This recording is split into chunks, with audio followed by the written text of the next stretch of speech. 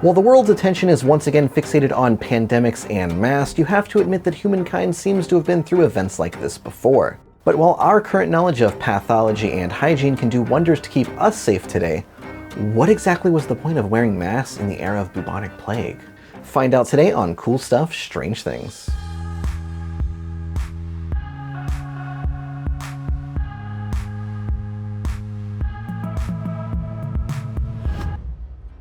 During the 17th century, Europe lay in the grip of a living nightmare. For 3 centuries, intermittent bouts of the Black Death swept across the Old World. Each surge further contributed to a death toll in the hundreds of millions.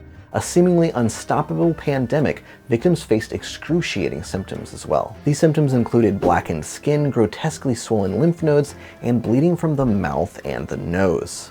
Attending doctors proved poorly equipped to deal with this pandemic. The disease revisited the population generation after generation, indiscriminately killing. Without an understanding of germ theory and bacteria, physicians could not effectively fight the disease. Instead, they relied on an admixture of superstition and anecdotal evidence to treat patients and avoid infection themselves. In the process, they crafted the disturbing plague doctor costume, the 17th century plague doctor's uniform shaped by medieval understanding of the disease. Among the many horrible occupations of the 17th century, plague doctors ranked near the top. These traveling physicians wandered from place to place. They treated plague epidemics as they arose in various cities and towns across the continent of Europe. Without knowledge of microorganisms or without antibiotics, their patient survival rates were dismal. They also faced the constant risk of infection and death themselves. Besides looking in on the dying, plague doctors sometimes took part in autopsies. They also testified and witnessed wills and other essential documents for plague victims. In other words, their duties actually ended up being more actuarial than medical most of the time. They spent far more time counting bodies and fortunes than curing the sick. They recorded plague casualty figures also in their logbooks, which gave us a good understanding of how the plague affected them. Sure, plague doctors were more respected than other dirty job holders like, leech collectors or gong farmers, the people who would empty privies and cesspits of human excrement, or sin eaters, people who ate dead people's food in order to absorb their sin. Nonetheless, they lived in permanent quarantine, social outcasts only called upon when families were in desperate need. And these physicians died in droves, despite the theatrical trappings of their occupational costume. By the 17th century, the plague doctor's costume represented a potent symbol of the Black Death, a cataclysmic pandemic that raged across Asia, the Middle East, and Europe from 1346 to 1353. This pandemic resulted in the deaths of 30 to 60% of Europe's population. It didn't end there, though.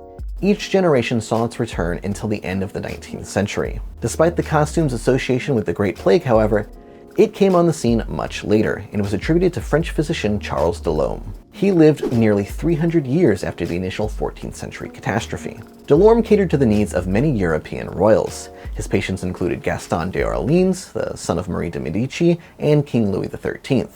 As a result, he was in the unenviable position of attending to aristocratic plague victims. Unable to refuse these affluent patients, he carefully crafted a uniform to act as a shield against the deadly disease. The costume included an outer canvas garment covered in suet or scented wax. Beneath this, doctors wore a shirt tucked into leather pants. The leather pants were then attached to leather boots, and they also wore gloves and hats. Over their heads, plague doctors wore a mask and dark leather hood held in place with leather bonds and gathered at the neck to keep bad air out. Now, eye holes were also cut into the leather and fitted with glass domes, and a grotesque curved bird-like beak protruded from the hood, covering the doctor's face. Last but not least, plague doctors carried their trusty wooden sticks. They used these sticks to examine infected patients, avoiding close proximity and skin-to-skin contact. These sticks were also sometimes employed by doctors to defend against desperate patients. The resulting outfit looked like something out of a horror movie or heavy metal music video, but Delorme designed it with real medical intent. Maybe he and his fellow physicians knew nothing about bacteria, but one thing remained obvious: the disease spread at a frightening pace. To account for the rapid and pervasive spread, doctors believed a miasma of noxious bad air was the culprit. To protect against this poisonous air, plague doctors filled the beaks of their costumes with theriac.